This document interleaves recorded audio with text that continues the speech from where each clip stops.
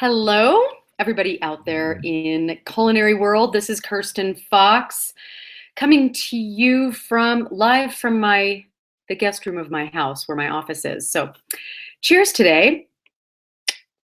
I am starting out this webinar by talking a little bit about storage capacity and what to do about open wine.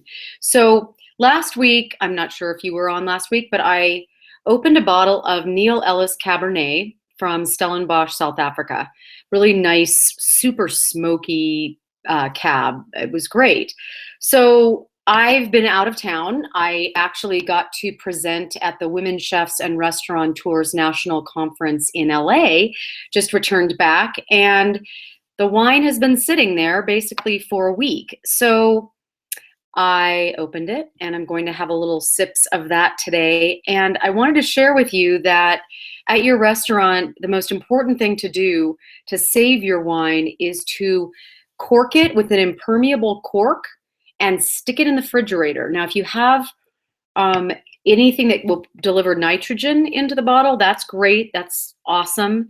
And then also if you have some of the pumping systems where you can pump the air out of the bottle, that helps as well. Basically, wine is just like a piece of cut fruit. And so the more you can minimize its contact with oxygen, the longer it's going to last. So here's our experiment. It's been sitting there 7 days in the refrigerator.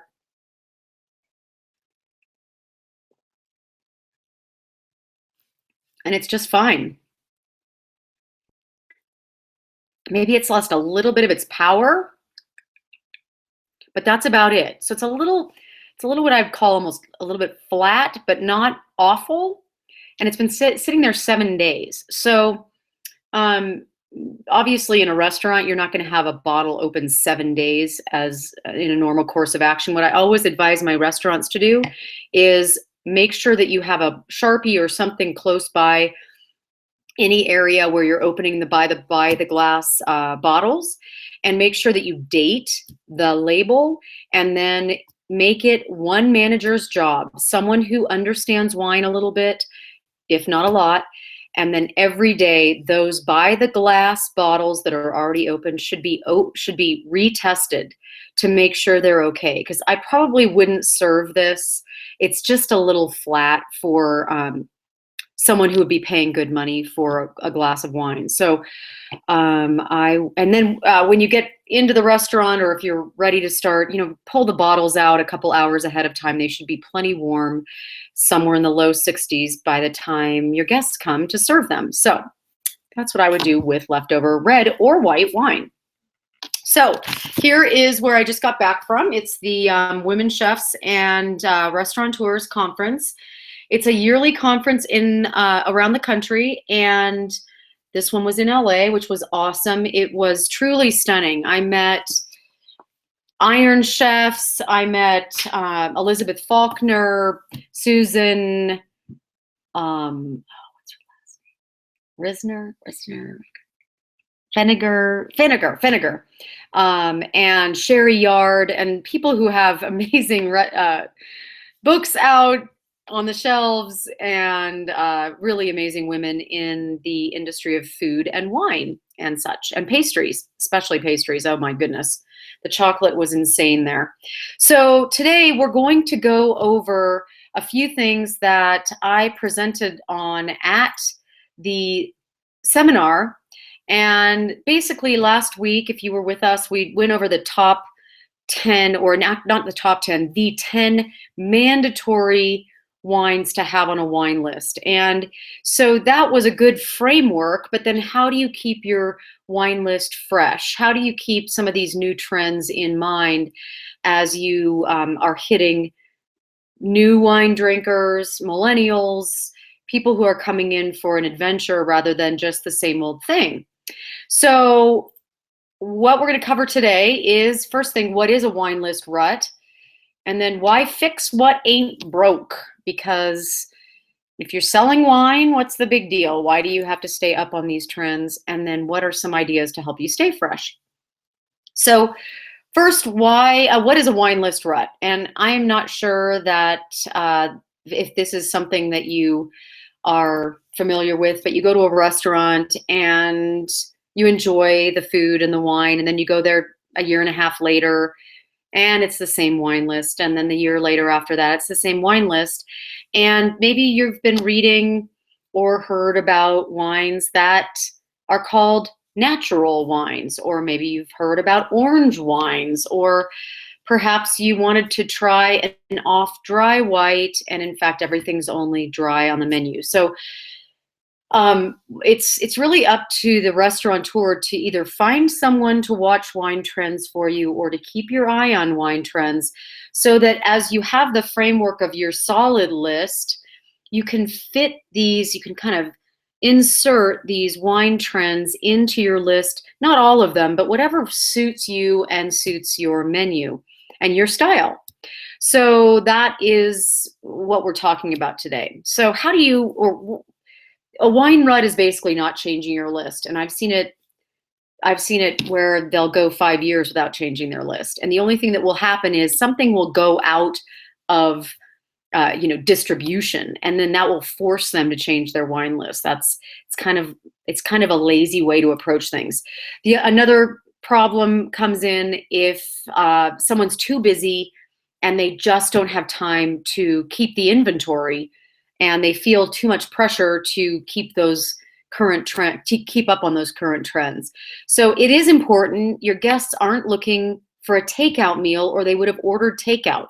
They're there for an experience. So you are there to not only provide that solid framework of wines, but then also to really introduce some great new experiences. So that's what a wine rut is.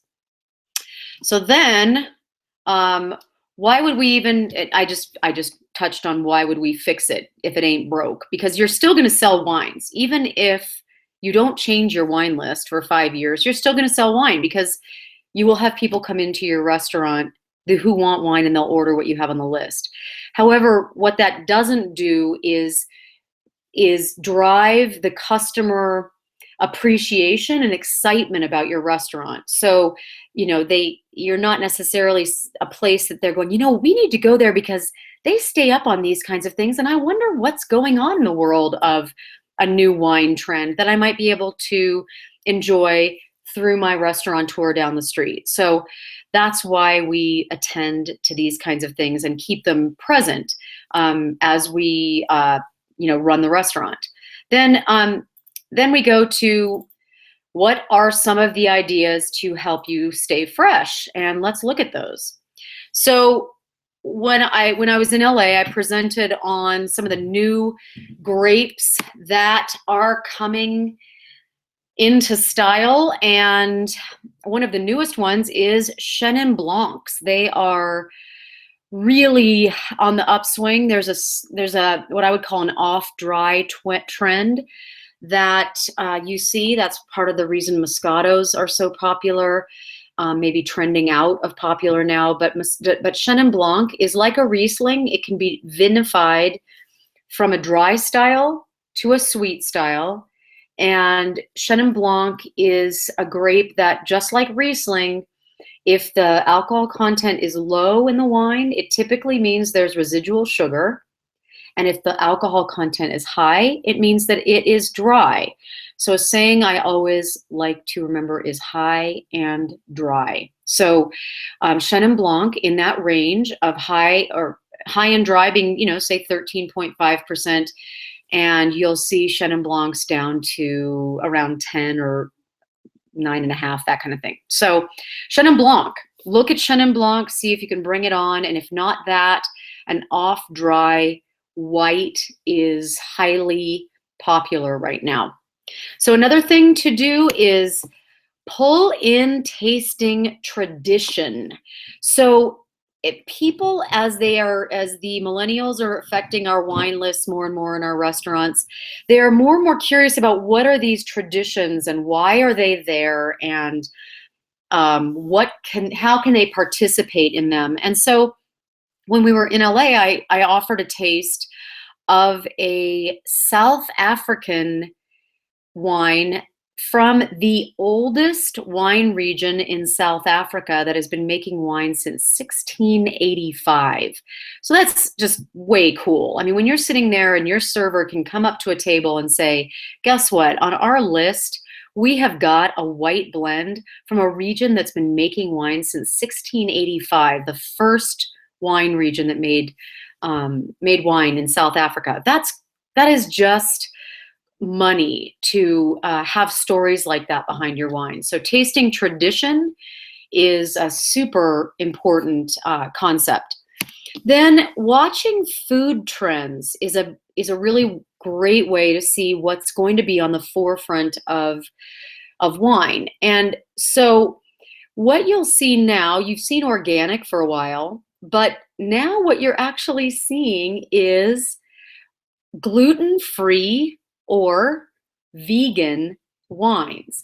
And what that means is oftentimes in the filtration of a wine, winemakers can use animal products like fish scales, a derivative, it's like a protein that helps to filter the wine, or they can use egg white, the same kind of thing.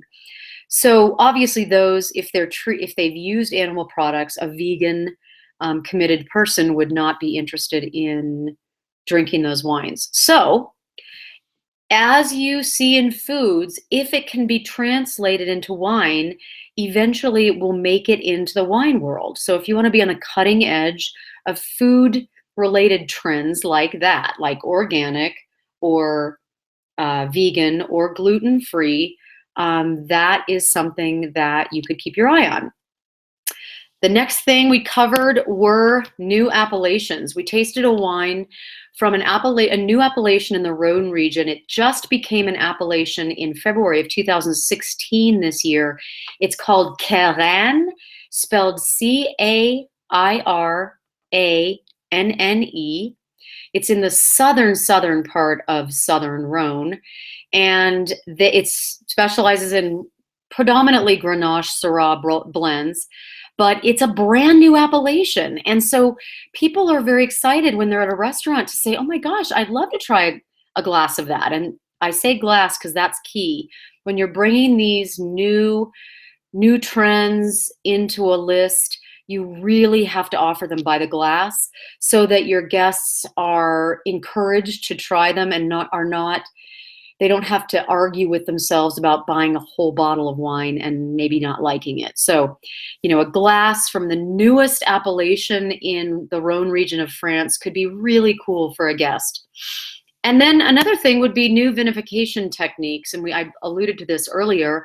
That is something like, I'm not sure if you've heard of orange wine. And what orange wine is it is white grapes, and they squeeze them. And typically what they immediately do is take the juice, the white juice, immediately off the skins and seeds of the residual skins and seeds, and they rack the juice off the skins and seeds. Well, what they do with orange wine is they actually let the juice sit on the skins of the white grapes and the seeds and such.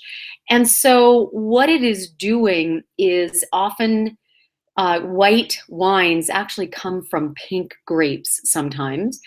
And it lends a little bit of color to these white wines. It also lends a little bit of tannin and some interesting flavors that we're not used to in white wines. So that is what orange wine is. It looks sometimes almost like a rosé. It's that colored. So that's a really interesting trend. And then there's something called natural, where they are not using any modern products to treat their wines. And so these are wines that sometimes are a little oxidized because they haven't used any sulfites. They might look a little different. They are not necessarily filtered, so they have kind of an edgy, raw flavor and profile. So those things can be really popular in your restaurant, those new vinification techniques. And then always local, and local is becoming so important, as you know, in the food world, but in the wine world as well. If you can get something produced locally, your guests will be very curious to try it, again, do these all by the glass, not just by the bottle, so that your guests are free to be uh, interested and less worried about spending that $60 on some random bottle of wine that they don't understand yet. Give them a glass and see what they say about it. And you can also, it's a good way to test what your clientele likes in a by the glass fashion. So those are our new twists to the world. That's what we talked about in LA. And what I thought I'd do is offer, I had on my little handout that I gave out in LA, I had a special little offer that is really awesome. It's a 30-day jumpstart in our Culinary Wine Institute classes. Those are usually $97 a person. And this 30-day jumpstart allows you to send as many people as you want through the program for $27 a person. And we'll stick by our 90-day guarantee. And that means if any certified server leaves within 90 days, we'll train their replacement for free. So I'm happy to extend that to you. And if you're interested in this, what I want you to do is email me, because I'm not sure when you'll be watching this. So my email is kfox, that's K-F-O-X, kfox, at culinarywineinstitute.com. kfox at culinarywineinstitute.com, and just say, I heard about your 30-day jumpstart and I'm interested, and we'll go from there. So thanks again for joining. I've got my glass of Cab, which I probably won't finish because it's midday and I don't have any food right now. But it is interesting. Make sure you cork your wines before you put them in the refrigerator to store them overnight if they're open, whether they're red or white. Thanks so much, and we'll see you next week on Culinary Wine Questions. Bye-bye.